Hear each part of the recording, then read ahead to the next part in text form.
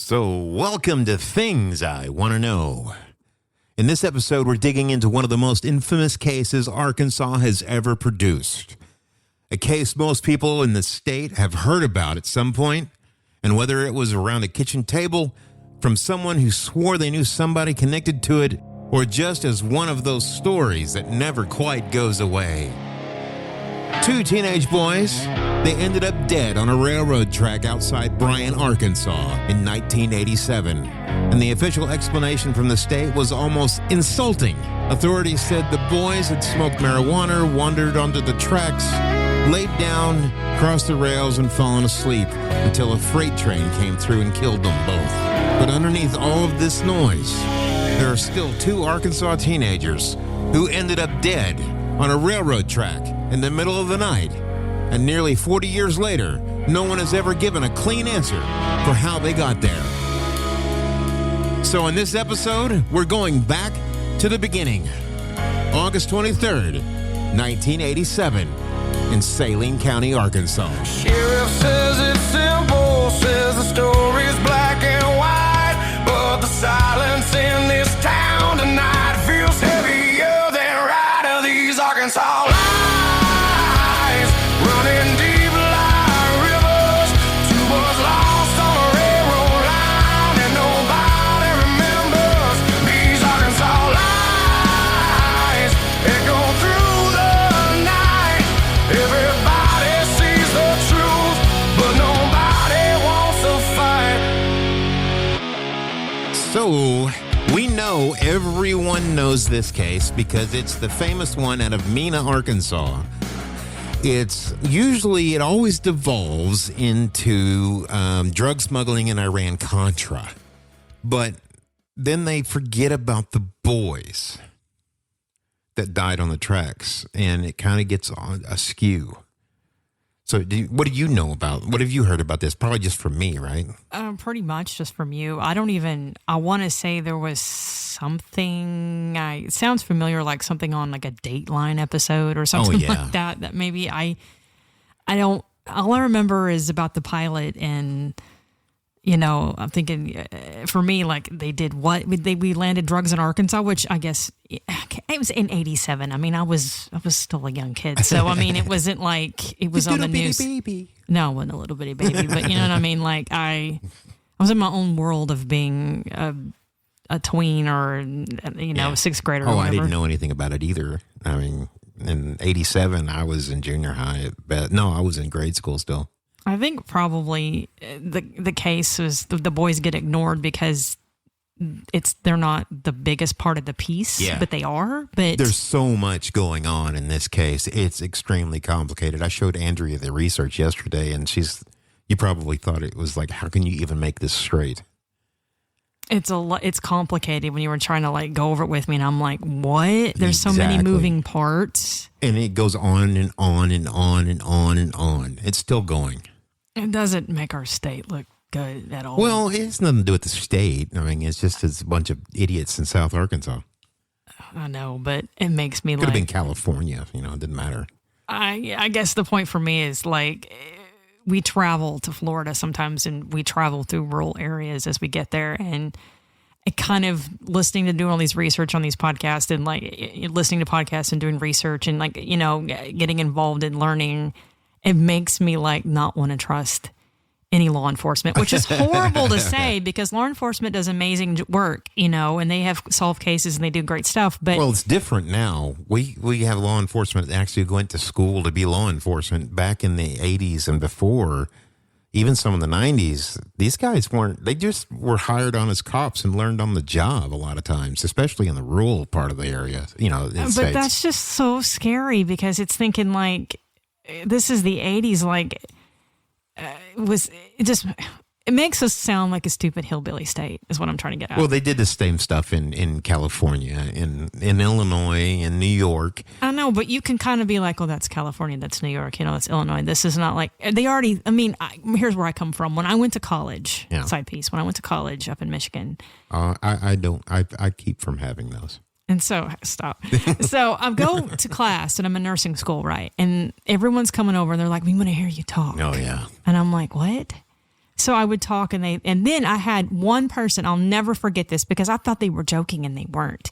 They asked me if I was happy about indoor plumbing. Oh my God. And that was my first realization that people must think that Arkansas is just this backwoods, messed up, no indoor plumbing. We're all married to our cousins.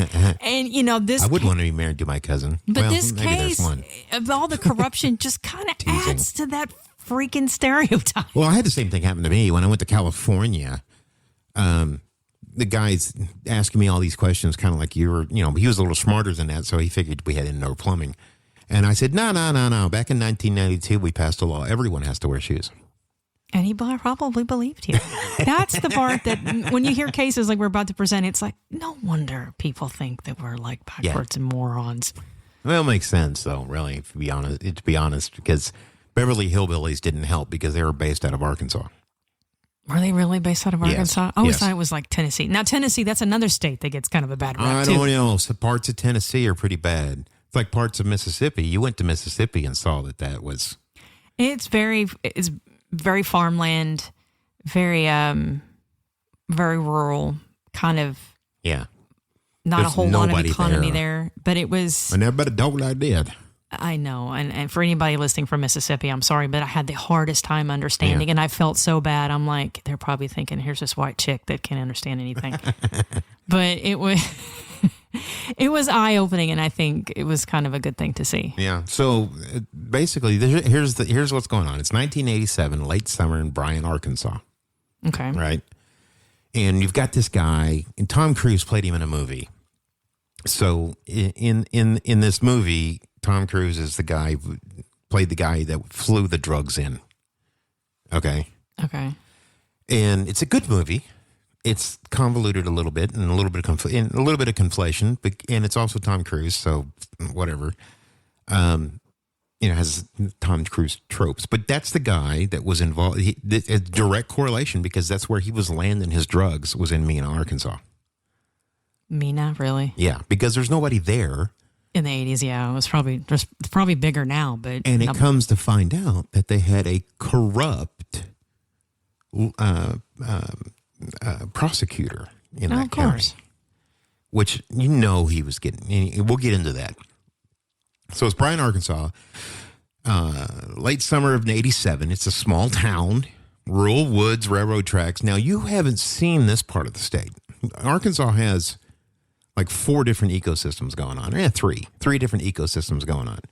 You've seen the north part. Yeah, no, where we live, Northwest Arkansas, and which you've is... seen Mountain Home part, which is more rugged than here. Yeah, we drove through that to get to... Yeah, it's rough, but it's Buffalo River country over there. It's beautiful. I mean, it's gorgeous country.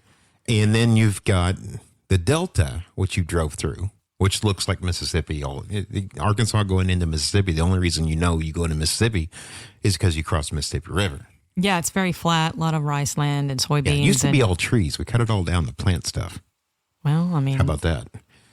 But Hot Springs is it's a lot like here, but it's kind of like if you took the mix between, because Mena's down in that area, and this is going to be the northeast or the southeast part of the state. It's kind of like it's not quite as mountainous as Mountain Home area, but it's still got a lot of heavy roads, heavy turns, and big chasms. Yeah, the roads here are very but it's not straight. But it's not as deep. It's not as tall and it's not as deep. Yeah, it's not like the Boston Mountains. Right. And it's interesting. It's a whole different look, even though it's the same place. There's lots of pine trees everywhere. You would think pine trees north. No, pine trees down there, like crazy. Who knew? I've been to Hot Springs once, and that was like spending the night and then coming back, and I don't remember really anything about it other than that it was nothing going on, which it was during the winter, and there's a lot of bathhouses, and Capone loved it. That's all I really know. Well, he loved it every now and again. So there's not anything going on down there. There's not a big population, but it's more population than Delta. Yeah, that would make sense. Okay. So that's where this Kevin Ives and Don Henry, both 16 and 17 years old, they lived there. They were friends, hanging out, high school seniors. And they were doing high school senior things in the 80s. And my brother was bad about this. And everybody back then was smoking a lot of weed. The kids, not the adults as much. Yeah, that's probably true. I'm sure there was a lot Your of brother was... In the 80s, no, we were still... I know, but he was, basically was your brother, and that was what everybody was doing. Yeah, he's a typical high school kid. Don't show the house. Anyway. Yeah, exactly. That's a whole other story. And people out there would go hunting with spotlights and things like that. They'd go out and spotlight a deer. So you try to bright light the deer, and it just stands there, and you can shoot it. Which, that's illegal, isn't it? It's illegal. It was illegal then, but they did it, right? Which, that's what hunters are going to do, illegal things to get a deer. I'm sure everybody that's hunt does that. According to the research, they were going spotlight hunting in the area behind the boy Donna Henry's house, because it's kind of like where they always went. And it's basically normal. They do it all the time, normal stuff. Between midnight and early morning, though, the sightings of the two teenage boys near a grocery store in the area, they think, okay, and they were out there just horsing around. They weren't really hunting. They were out there drinking beer and smoking weed. Well, but here's the thing. At about 4 a.m., a Union Pacific Railroad train coming through the area, just fully loaded down, right? He sees the two boys laying in the tracks, and he's trying to kill the train, but trains don't stop, man. They take several miles to stop, don't they? Sometimes. It depends on the weight. If they're a coal train, it'd probably take 15 miles to stop that coal train. How are you going to see someone track 15 miles away to stop? You can't. That's why I stay off the tracks. That's Yeah. the photographers. I see them all the time. They take pictures of people on the railroad tracks. Stop doing that. Don't do that. Well, it used to be, I remember, sidebar, growing up. Now, you would think it's a law now, isn't it, where all railroad crossings have to have those No. bars that come down? No. There's Only if there's heavy traffic. Really? Because growing up, there were several places where had railroad tracks that people didn't stop. You're supposed to. There's a stop sign, but nobody would. They just drive over. Yeah. But I was thinking that they passed a law where you had to have those guardrails that came down. No. So the train just completely obliterated these boys. Well, yeah, it's like cut them in half and all sorts of good stuff. It's pretty gross. And there's some podcasts and things that will go into it that's pretty terrible about what happened to them. Just annihilated them, essentially. Yeah, and the people on the scene, the first responders and whatnot, were like, "Oh my God!"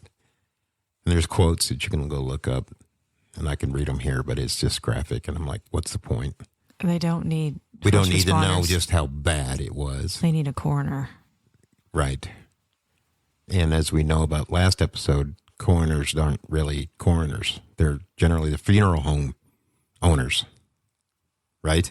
Yeah, and if you, this is going to sound awful, but if you come in as the funeral director / coroner, and you see a body come in pieces, train, you're probably just going to put two and two together, and that's the end of it. Yeah, well, he didn't pronounce it. This was our guy Malik from last week. Oh, did he actually try to do something? Well, he initially did when he brought the kids in.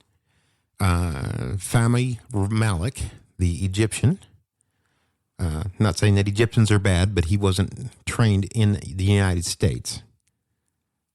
Okay, so he had an Egyptian training. Remember? Yeah, I remember. But didn't he have some sort of accolade that made him kind of close? No. He had a doctor. He was a doctor from there, and he got Chicago, I think, is where he came up in. Remember? He rules the deaths accidental because he says they smoked too much marijuana and fell asleep on the tracks. Okay, number one, how do you know they had marijuana in their system? Did you actually test something? That's what he said. I mean, I don't know how marijuana testing is in body parts. Yeah. So, I just know by blood test and that kind of thing. Yeah. Who knows if there's any blood left, depending on how bad, because these kids weren't in 2 pieces or 4 pieces. They were in many pieces because they rolled up under the train. Oh, that's awful. Yeah. That poor person in charge of the train. That's a director. That had to have been. They interviewed him, and he was like, "This is the most awful thing I've ever seen in my life." And I don't know. Yeah, he's probably, if he's still alive, he's probably still dreaming about it. Yeah, and PTSD for sure. Oh yeah. So because he ruled it as an accident, they dropped all the investigations. State police, everybody. Done. Yeah, we already found out with Mr. Corner Man how everything gets dropped when he has his fingers in it. Yeah. So the family, though, they were not happy about this. Well, yeah. They refused to accept the accidental death ruling. And anybody, now that marijuana is more prevalent, Andrea and I don't use it. No, I'm highly allergic to it, and she would lose all of her credentialing and I lose all my nursing license and stuff, and all of that stuff would just be poof gone. So no touching. Yeah, it sounds like one of my first girlfriends. Oh God, no touching, no touchy. Come on, what's the fun in that? Anyhow, Linda Ives said that the persistence of the families in seeking further investigation pushed this, and they got an outside forensic person to do another autopsy. Now, I don't know if they just went over what the notes were from Malik or if they exhumed the bodies. I would like to think that if you're an independent person coming in, that you would start without any biases or knowing anything and just do it as if you were being handed to you the first time. Right. I would think that you would be very much biased in your thoughts and opinions if you read the other person's notes. So they got this finally in front of the State Board of Coroners. Well, this guy's been in front of State Board of Coroners a lot. Well, this was the big one. Okay. They reversed his decision and said, no, this was potentially a homicide because they can't tell because they're in pieces. Well, you can't tell if they fell asleep or they were pushed. Or if they were killed before. And then put on the track. Right, because time of death is going to be impossible to discern. Yeah, because the heat. So normally, if you want to do time of death, you've seen it on the forensic shows. They take a liver temp, and there's a couple of things, but liver temp I think is pretty common. That's the main one.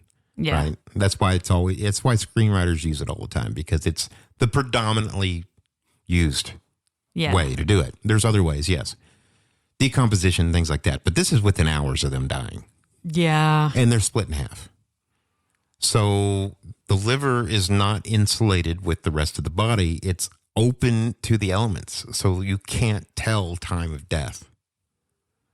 It's cooled down significantly more than what the literature where they've tested people who have died and their liver temps. That's where they had to figure this out. Somebody dies in the hospital, take a liver temp, and then to come back and 2 hours later, take a liver temp, an hour later, take a liver temp, And they say, by this time, we've had 200 of these bodies that we've tested this on, and this is how we know liver temp will be this range, and it drops this much. Yeah. It's not, they don't sit there and do the math on it. They actually tested it. Right? Mm.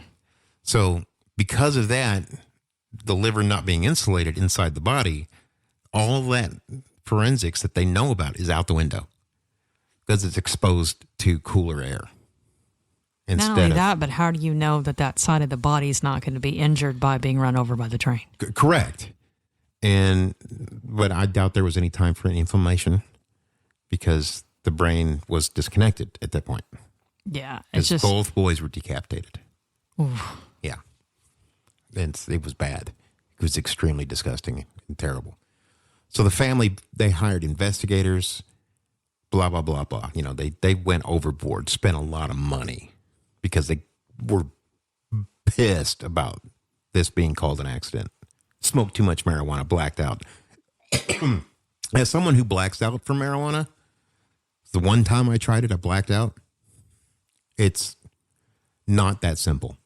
I don't smoke it. So you don't just pass out. I don't know enough about. I'm going to now that I'm back in school, but I would have to think you would have to take a lot of marijuana. I don't know. I was allergic to it and it just hit me immediately.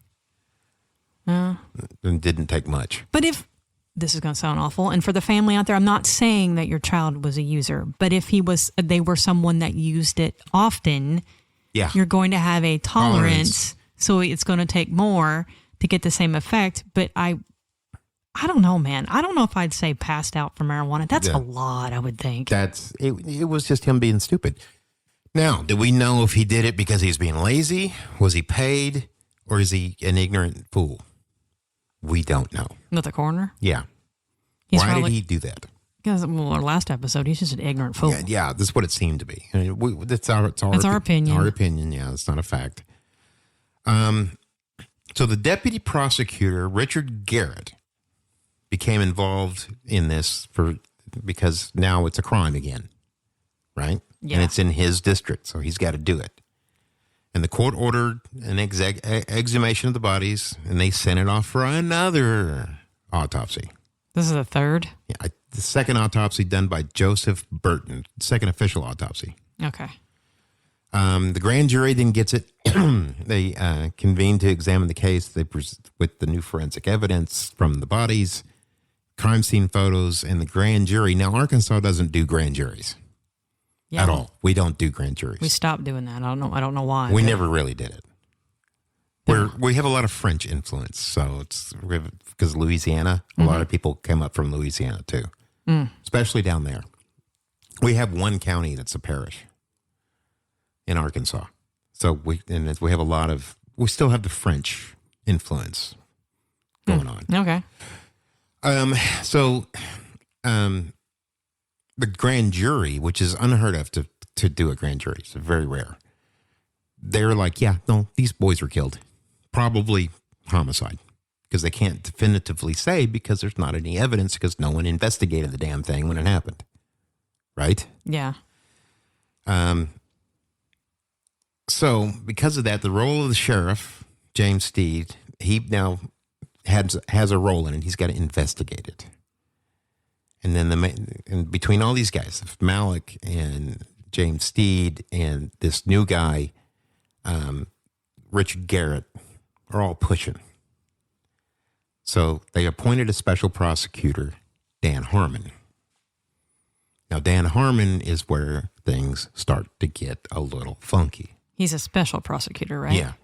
So what, special prosecutors come in whenever they have to have someone that's, I guess, if I remember. You would think. I think that they're like, have to come in when they're like, maybe they need somebody unbiased.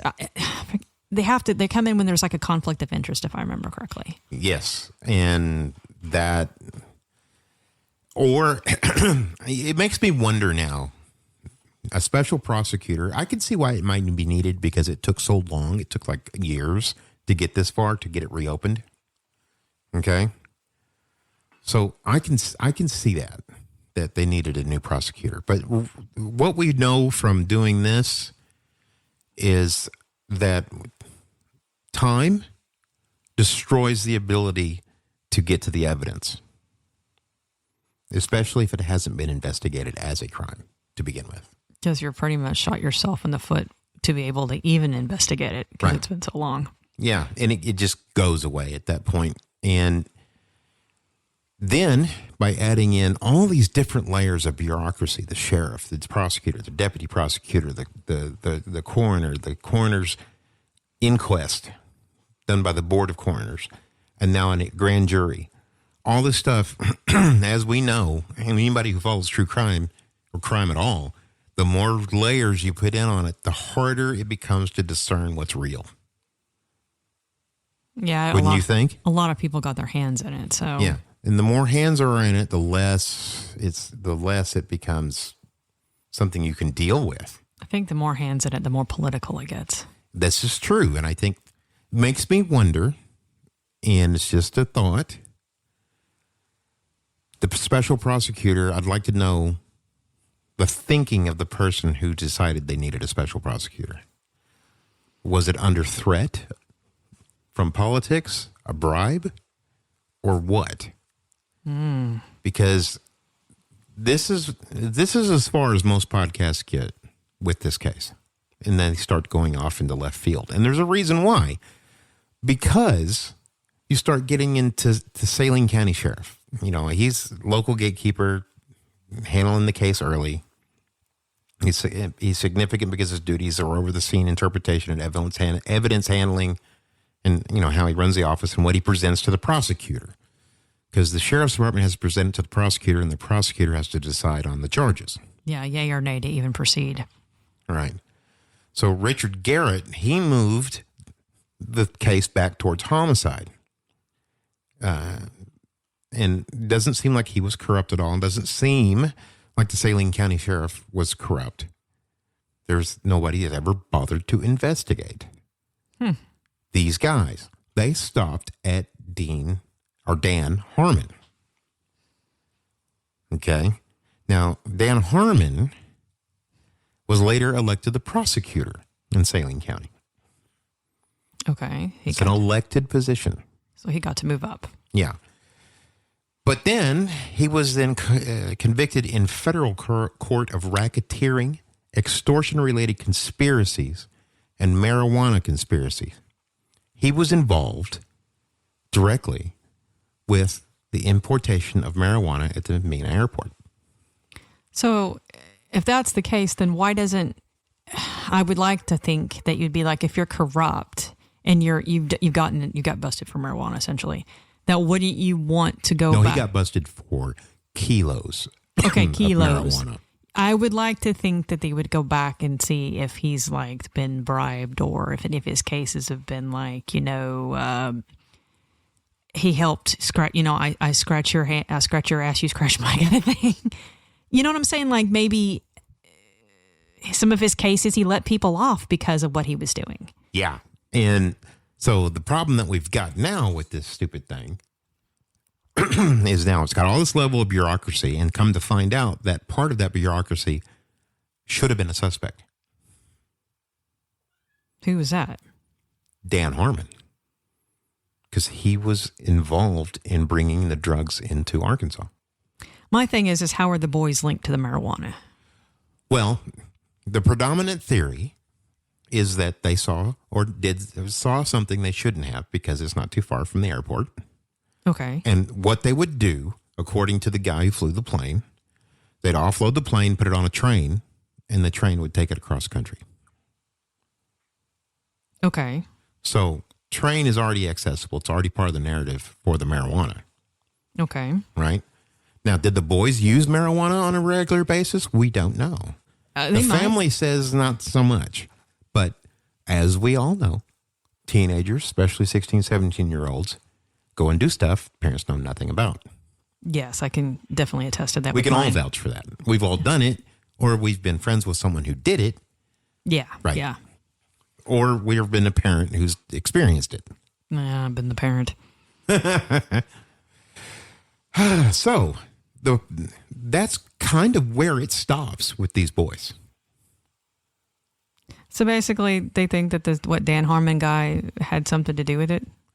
More than likely. What I think more than likely happened is someone killed him, put him on the tracks to destroy the evidence. So what are they? Okay, they're out there looking for wildlife through what's it called? Spotlighting deer. Spotlighting? And rabbits. Maybe deer or rabbits. I don't know. They had a 22. So they're out there doing that, and they wandered upon the railroad tracks and see all this stuff going down? Yeah, they might have caught them loading it up and said, hey, what are you boys doing out here loading this up at 4 in the morning? Oops. You're not supposed to be here. Right? Shoot them or whatever. Especially if the cartel's involved. In 87, the cartel was, what's his name? We watched a documentary on him the other day. The Mexican cartel guy. Oh. They just shot everybody. They didn't care. I keep thinking El Chapo, but I don't think. No, it was El Chapo. Was it El Chapo? Yeah, he was around. I think he was around at this time. I just remember thinking that, I get him confused with the other. You didn't. You had to deal with Mexican cartels to get the drugs into the United States because they ran cocaine. So they ran all the corridors. So if you had marijuana, you made it in Ecuador, you wanted to get it in the U.S., of course, they grow weed in, greenhouses in Mexico. Or at least they did. They don't anymore. Well, they do now still, but not like they used to. But Mexico is the distributor of the drugs. The makers of the drugs are Colombia. when it comes to cocaine. So from Colombia to Mexico, they fly this plane into Mena. They get it to Mexico, and then the smugglers out of Mexico run it. They fly it in or whatever. Yeah. Put it on fast boats, as we see Trump's lately been blowing up fast boats. Landed in Mena, offload it. They're going to put the plane on the train. Yeah. And then they're going to put the plane somewhere else in the U.S. to fly it. No, the plane, he just turns around and goes. He just turns around and goes, okay. And he's also a charter plane, too. He's also taking people. Yeah. One day he's running drugs, and next day he's going to have a party of 6 going to Cozumel. Oh, well, it's kind of a good ruse if you think about it. Exactly. I mean, it's not out of his route. That's why he got away with it for so long. Plus, he was also involved with CIA. Mm.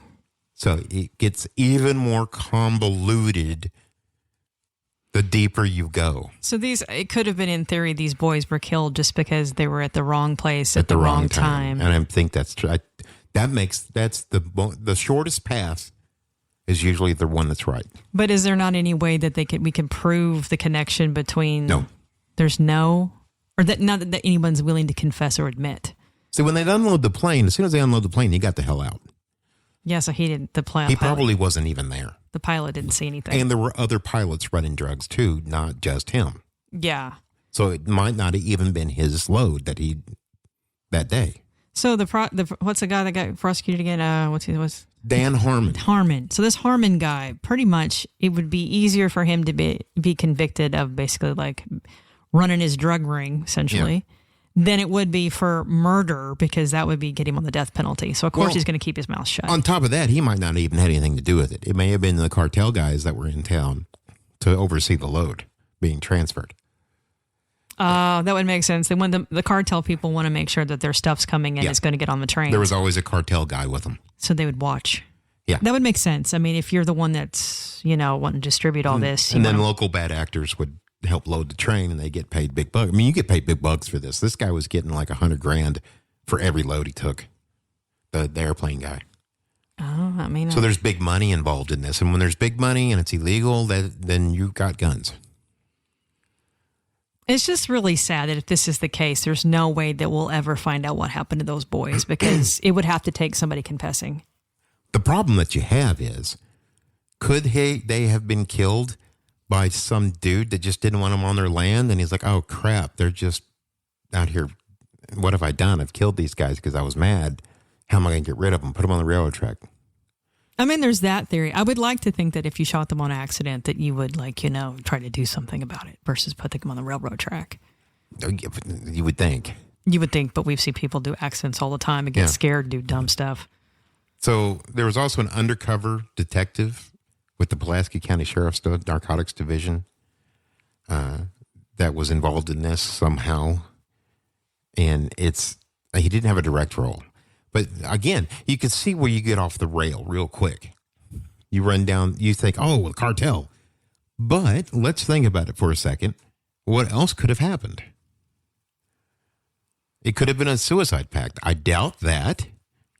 Yeah, but then again, parents, I mean, when your kids are struggling, or sometimes you don't always know what's going on because they hide it from you really well. Exactly. So, that's why if someone commits suicide, you don't want to turn the parents and be like, why didn't you know? Sometimes you don't know because you don't see it, because it's not screaming it. Yeah. And the reason I say this Kirk Lane guy is an undercover detective, it was witness driven and later publication implication. So it got in the paper. And then he sued him for defamation. Ouch. So. Did they win? Yeah, he won. So more than likely it wasn't him. He didn't have anything to do with it. He's just trying to figure out where these drugs are coming from, and he just happened to be tertiary to the event. Yeah. And it was still, we can't link the murders to anybody involved in this. It just seems like the highest possibility is that they walked them onto something they shouldn't have seen.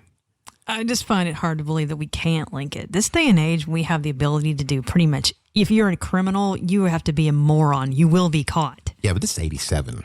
So they think it's an accident. So they probably don't. It wasn't. Yeah, that's exactly what happened. Yes. They think it's an accident. They don't do any. There was DNA, no DNA back then. So never mind. There wasn't any DNA to collect. I mean, there were gunshots that they could tell. So Gunshots, they could tell. that they were killed before the train track. Then why the hell they rule it an accident? I don't know. That's what I'm getting. This is this Malik guy again that we did a whole episode on because he's such an idiot. So right there, you know it's homicide. Because no one's going to shoot themselves and then walk on the railroad track. Let's be realistic here. Unless you really do a poor shot, then that's the only... Well, and it's still inconclusive whether they were shot because their bodies were mangled so bad.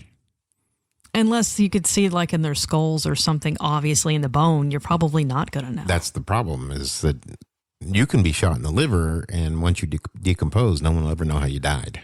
True, but we weren't at decomp yet. I know, but I'm just saying, it's... Yeah. But these bodies were so disgustingly torn up that it wasn't even funny. It wasn't even ironic. It was just horrific. It was a horror movie. Are these people? The guy on the train is like, no, this is something that I have never seen in my life, even in horror films. So, and I'm paraphrasing. Is the people that they think may have been involved, are they still alive? You have to ask me questions that I don't have answers to. Here's my thought process. If they're still alive, the only way this is ever going to get like corrected or fixed. The cartel guy, if it's a cartel thing, the cartel guy, he's probably dead he's probably dead because we killed all those guys off. If it's cartel, then we'll never know. But if it's someone like the prosecutor or whatever that knew about this or heard about this or is aware of it, it'll have to take them dying or, a deathbed confession or I'm going to expunge my soul before I meet God at the end for this to get solved. And they did it to another guy, a lieutenant with the Pulaski County Sheriff's Department, Jay Campbell.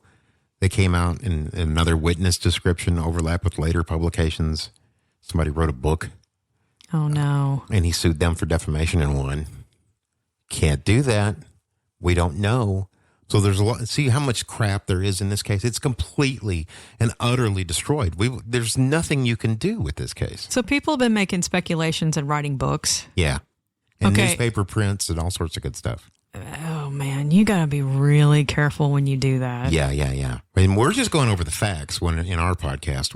We don't give judgment. We just say our best educated guess is that this should be the next thing that should be done. Or our opinions, and they're just our opinions. Yeah. Dale Allen, he was a law enforcement name appearing and later implicated. And he was included because he services in the allegation ecosystem around the case. But again, it belongs in an appendix because there's nothing direct. It's all hearsay and crap, right? The Keith McCaskill was another guy that they were talking about. He would be an intermediary because he was a Harmon informant. He was an informant working for Harmon. He's also an enforcer, some would say, working for Harmon. Okay. Because it was conspiracy stuff, right? Okay. He's more useful as public knowledge holder, somebody who knows something. Okay. And he might be the place, if he's even still alive. I didn't look.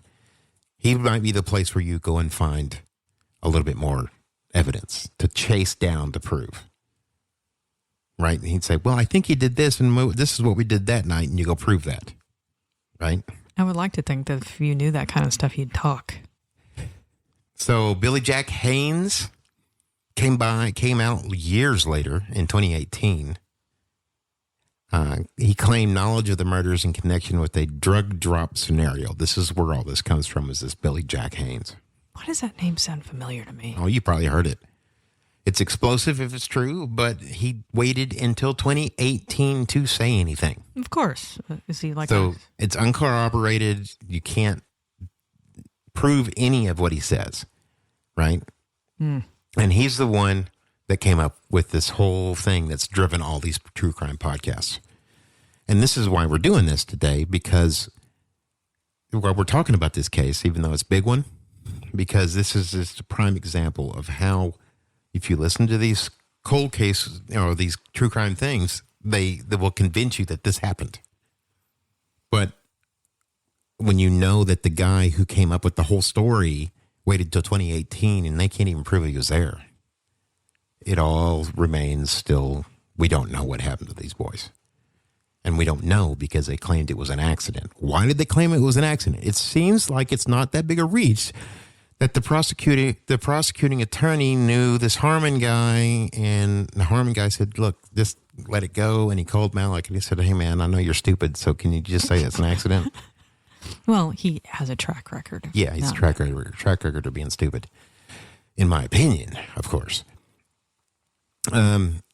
So when you listen to these stories, and that's why I was interested in this, because they always go down this conspiracy lane. But the fact is, we don't know anything about why these boys were killed. And we probably won't ever find out. Was it, and it's just as probable, and the family would be all up in my arms and yelling and screaming at me for saying this, but it's true. It's just as probable they murder-suicide or a suicide pact as them being killed by the cartel, only for the fact that we don't have any evidence to anything. Yeah, we don't have a side to lean on. Right. There's nowhere to go because they didn't investigate it as a crime. They were too busy cleaning up the bodies and being shocked by the bodies, which is exactly what I would do. And I'd have to remind myself, this is a crime. We need to treat this like a crime, not a giant mess that's going to leave me having nightmares for the rest of my life. It makes me wonder, though, if maybe like every case that you think is an accident and you're pretty confident that it's an accident and you're like, would jump up and down and, scream to the mountaintops, this is an accident. Maybe you should keep evidence in case it's not. Right. So the first claim is CIA was involved, Contra overlap. It's supported because the case becomes culturally tied to broader Arkansas 1980s covert operations lore, which we have enough fact now to know that most of it probably is true, even if we can't prove it. What weakens it is the direct linkage to Kevin and Don remains thin because there's nobody has any idea how they walked in on it, right? The state level, now the other conspiracy claim is the state level politician protection, right? Don, Mr. Don, who went to jail for conspiracy, corruption, and, Yeah. He's basically a local mobster is what he was because he was in power. The late scale of later speculation, 2018, right, reflects public distrust of Arkansas power structures. Obviously, it's the law. No, but people distrust the law. But what weakens it is public distrust is not direct proof. Correlation does not mean causation, right? Yeah. First thing to teach you, so you had to teach me that. Even though I knew it, I didn't think it was a concept, and you brought it up in medicine that correlation does not mean causation. No, you have to, it could be, but you have to think of other possibilities. Right. The other claim is that the witness death chain proves a single integrated conspiracy. Everybody loves a conspiracy. Of course, that's going to be on this case. But what supports it is that there's later multiple deaths and disappearances in the orbit of this Don guy. Okay. Yeah. Of course, he's dealing in drugs. There's going to be some of that there. Yeah, and he's prostitution in the whole 9 yards.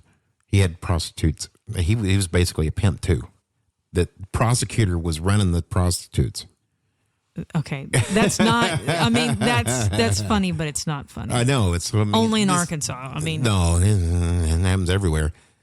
But there was no courtroom resolution. They never got taken to court. None of this stuff, other than that connects to these boys dying, right? And you wonder why I don't like politics. And then there's another claim that it was a cartel hit or a narco execution in a trafficking environment. Brutal motive logic, you saw me do this, I'm going to kill you. But if you think about it, though, if you're like bringing in drugs, marijuana or whatever from wherever, it's quite a bit of money. You're going to protect that thing like it's there's going to be guns. Precious baby cargo. Yeah. So anybody that gets involved that you think's going to snitch, you're going to take them out. Yeah. So what I've done is I've done my usual thing. Since there's no evidence or answers in this, there's never going to be. That I know of, unless you have somebody who's a proven witness. Which is sad for the families. Yes, it is bad. It's awful. More than likely, they're the wrong place at the wrong time. But was it some dude out protecting his moonshine still, Or were they on his property and he didn't like it and he told them to get off several times and the boys never told anybody about it and he finally just had fed up with it and killed them? I hope that's not the case because that's a pretty crappy reason to shoot Was boys. it a suicide pact? I don't believe it was. I don't quite fall into that one. No, I don't believe it was, but it's a possibility because we don't know. Right? I'd say it's highly unlikely. Highly unlikely. I agree with that. But you see what I'm saying? It's all these things need to be answered. We need to narrow this down. I would like to think that with some of the suicide stuff, you could probably get a better perception of that by talking to friends, family, and things like. The friends would know before the family. Yes, I don't think it's a thing. I don't think it is, but it's a possibility still, nonetheless. Right? Even though it's probably the least reasonable There's thing. lots of possibilities. I could ride out of here on a big giant pink unicorn, but it's not good. That's true. And that's basically what this case is. This case is a pink is unicorn. a big pink unicorn that allows you to do whatever you want to in your mind. Right? And of course, people are going to grab on too because everybody loves conspiracy theory. Yeah, For me, especially, we're still talking about Kennedy and how long's this man been gone? Yeah, we went and visited the school book depository, or as I call it, what do I call it? Suppository. The school book suppository, and anybody can make that shot, just so you know. I know. We went there. I lived in north of Dallas for a good while, and I never went down there because kids were little, just dealing with like school and kids. I couldn't. So when my son was graduating high school, we went back down there, and I wanted to see it. So we go there and we park, and it's, tons of conspiracy people around there passing out their little pamphlets wanting to talk to you. And then you make the tour, and then you go to the spot where they think that he was. And where he made the shot. When they made the shot. And I remember looking at Paul and I'm like, anybody can make this shot. Yeah. Because it's really not that far away. It's not even a football field. And I'm like, Paul, you can make this shot. Not me. I'd probably shoot my foot. But, you are highly a good marksman. You can make that shot. And he would, and so anyway, so what I did, and you're right. I mean, it's this whole thing about conspiracy theories is just stupid most of the time. Some of them are funny. I'll watch it just for funnies. Sometimes it just makes you want to scream. So I did what I normally do, and I threw it into my AI. Okay, Mercer. Well, Mr. K. He takes all the information, all the knowledge from I know these guys that came up with this stuff. I mean, it's got access to it all. So I put it all in there and asked Cade Mercer what he thinks. We need to get Cade Mercer, like a draw of Cade Mercer, and put like a little mascot hat or something on him. Yes. So Kevin, and by the way, Chat GPT is where Cade lives, and Cade Mercer is a name that Chat came up with. I didn't give it the name. Anything that's in personality wise, Chat chose this stuff, which is eerie and weird and fun at the same time. Just so you know. So he said that Kevin Ives and Don Henry, Arkansas, 1987, two teenage boys found on the tracks near Crooked Creek Trestle after a freight train rolled over the bodies, and later forensic conflict suggested they may have already been compromised before the impact. All right? Okay. He says if the boys were assaulted before being placed on the tracks, the offender behavior leans away from chaotic impulse towards control. A railroad line is not a disposal site; it's a weapon. Okay, it offers noise, destruction, and built-in excuse if local authorities are willing to accept one, which is what happened. The original accident narrative mattered because it awarded whoever put them there with anonymity. And if an offender chose the tracks, he was either betting on physical destruction to obscure prior injury or betting on institutional laziness, fear, or loyalty to finish the job for him. Well, that fits it. Two victims together changes the behavioral demand. One body can be moved by a single determined adult. Two boys create more friction, more risk, and more chance of noise. That points to either more than one offender or one offender with help or one offender with enough authority and confidence to operate without much fear of interruption. So the indicators, control over victims, likely moderate to high if bodies are placed rather than collapse naturally. Offender confidence elevated. The scene choice implies belief that the story would hold or could be made to hold. And we've seen that before, and people are stupid. So it doesn't necessarily mean anything. Risk tolerance, victim-offender relationship. Cade believes that the victim-offender relationship, the person who killed him, they didn't know him. Okay. He doesn't believe that they knew him. Hypothesis A from Mercer is the boys saw something they weren't supposed to see. The homicide was functional, not emotional. The tracks were chosen to erase and reframe the murders. Which pretty much that's what everybody thinks. Yeah, that's what everyone thinks, yeah. Hypothesis B, the boys crossed the path of dirty local actors, possibly connected to narcotics activity or local protection of it, and the homicide was followed by confidence that the officials would be silent. Well, there you go. I think it's maybe a combination of both of those. Yeah. Hypothesis C, the boys encountered violence that began as a confrontation and ended as staging. In this branch, the murder is less pre-planned than the cover narrative that followed. And that hypothesis C falls into they were on the guy's land. He got mad. He told him 3 or 4 times, so he killed him. So you can see. But it also goes into they stepped in and saw somebody dealing drugs. Right? Or it could have been like they were in high school. Maybe they were not getting along with 2 boys from high school. And they met up on the railroad tracks and just they had a shootout. Hurt each other, and it could be any number of things. That's right.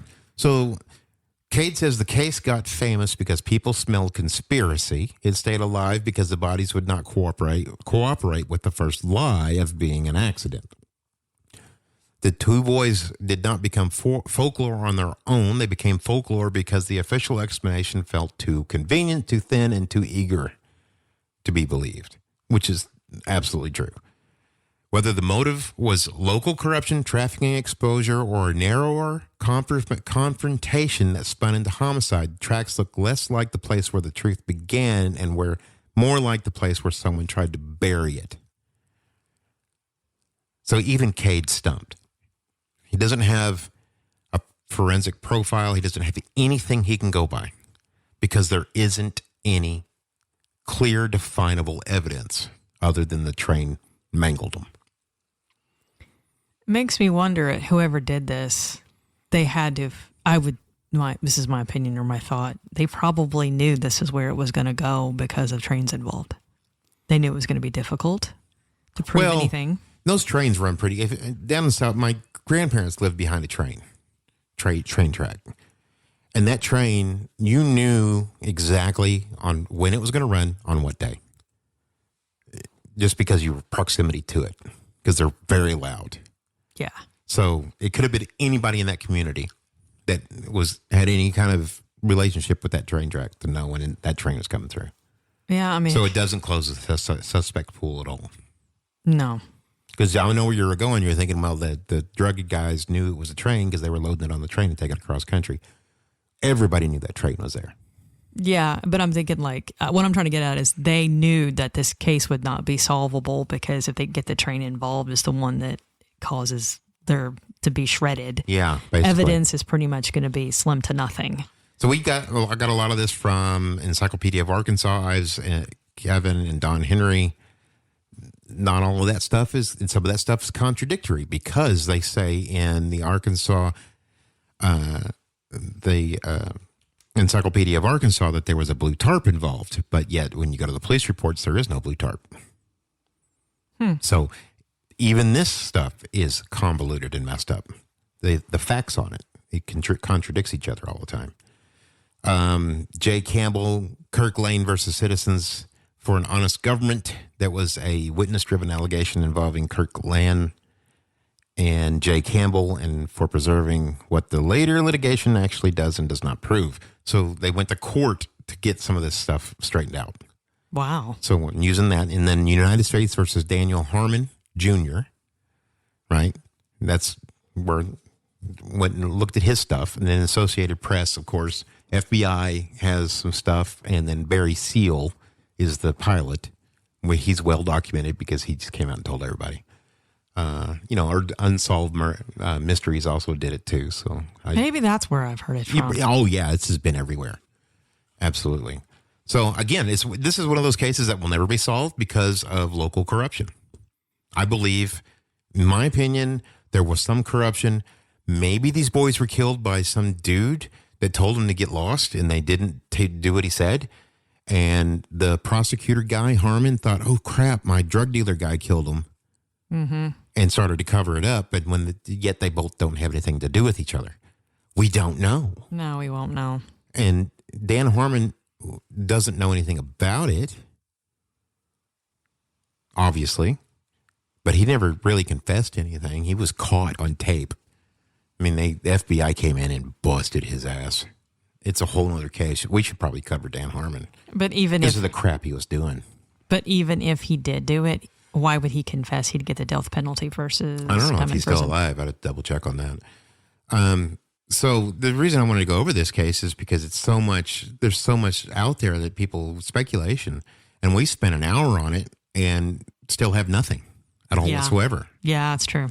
And there's nothing to be found on this case that will lead you to what happened to these boys. Which is sad for their family. I mean, for them, they lost their sons. Yeah, and when you take the speculation out of it, it really boils down a lot of this stuff because all the speculation is based on, I think this, I think that, and what we can only speculate, what we can only do is what is actually true. When in this case, the only thing we have is the contested autopsy.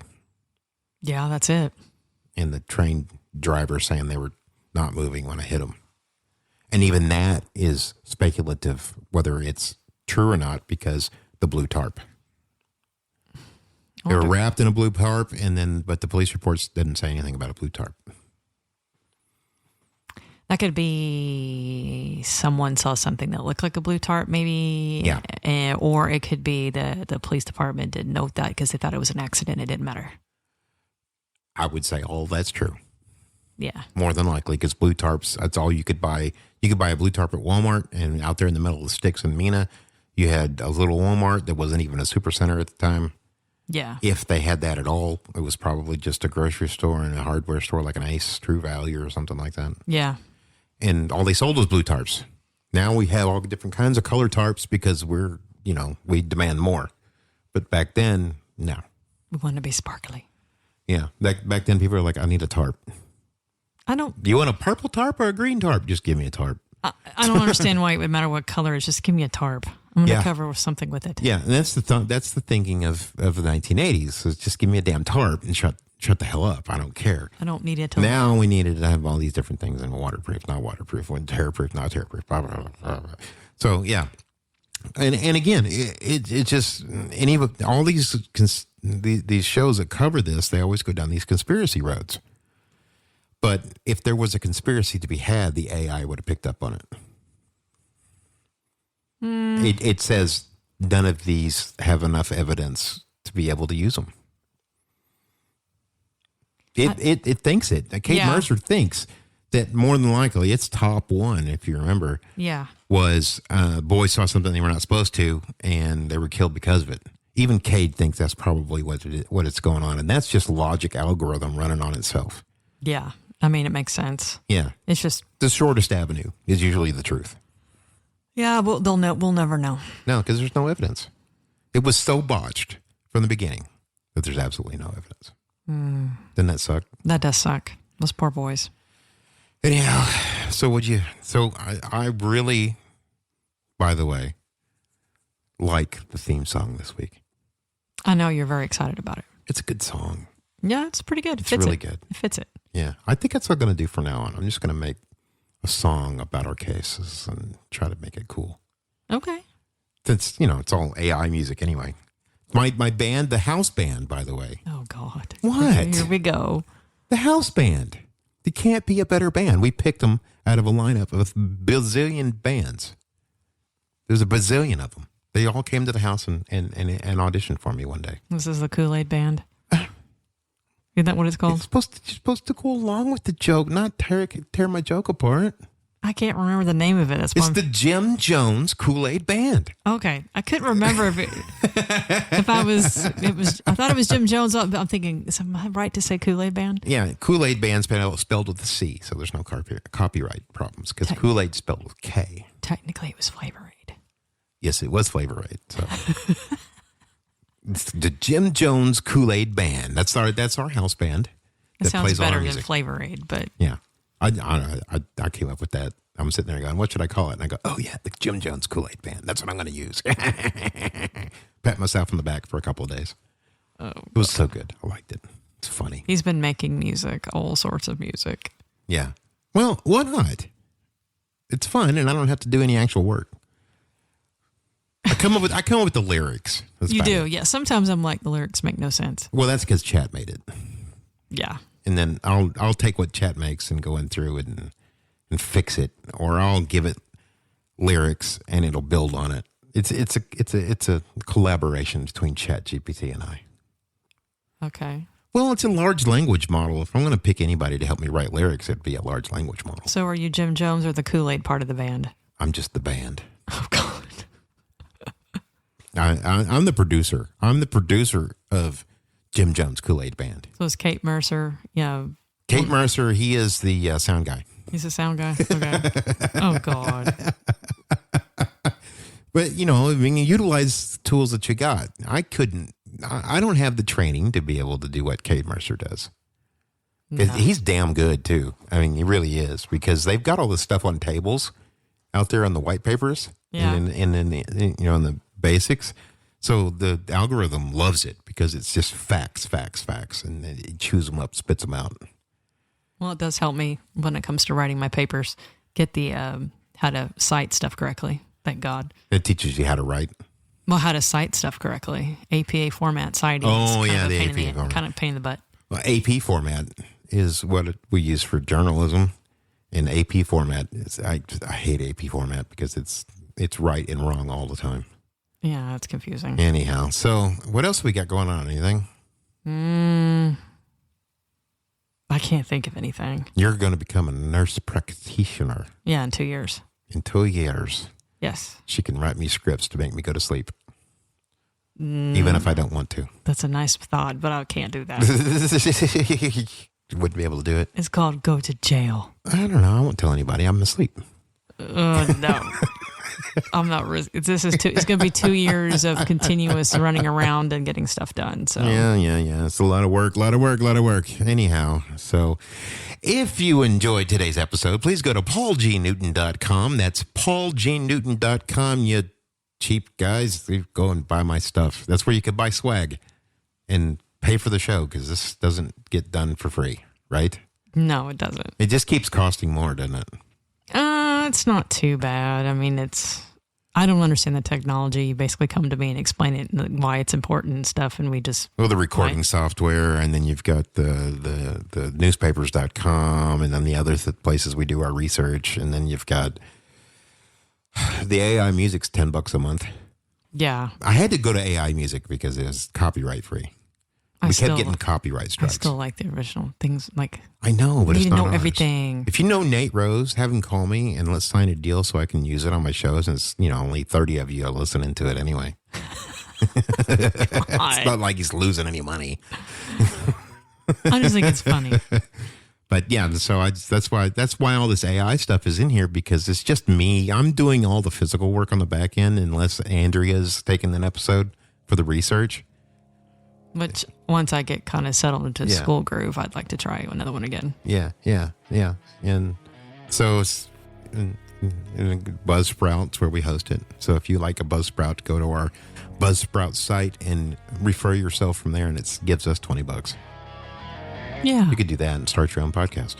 Yeah, go for it. Or do it for free on Google, which doesn't charge you anything. But you don't get all the tools. Okay. And it's much easier for me to deal with it on Buzzsprout.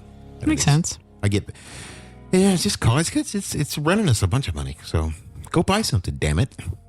Right? Yeah, buy a t-shirt. All right. I need to come up with some new ones.